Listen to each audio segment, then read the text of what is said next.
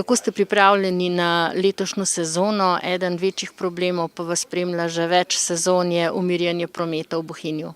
No, k temu smo pristopili zelo sistematično.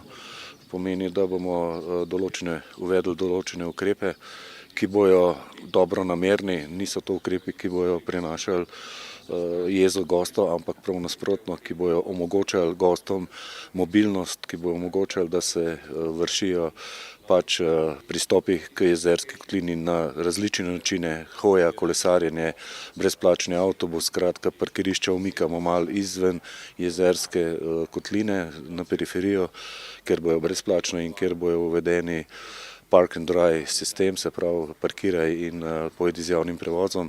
Tako da upam, da bo vse te priprave, pravzaprav vse te aktivnosti pripomogli k temu, da se bodo gostje dobro počutili v Bohinju. Z letošnjim letom uvajamo tudi kartico mobilnosti za goste, predvsem zaradi brezplačnega avtobusnega prevoza. Ta kartica prinaša vrsto ugodnosti, ne samo po Bohinju, vezana je širše tudi do Ljubljane.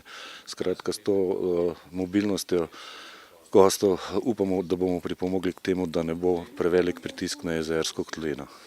No, v času sezone od junija pa vse do septembra boste uvajali ob koncu tedna tudi šatel avtobus, ki naj bi vozil kje?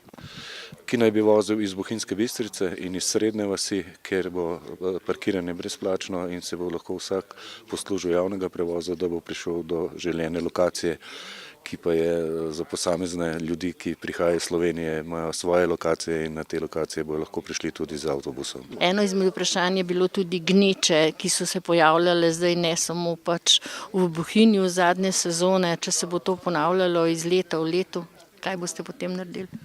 Ja, jaz moram reči, da vsako leto posebej uvajamo nove ukrepe.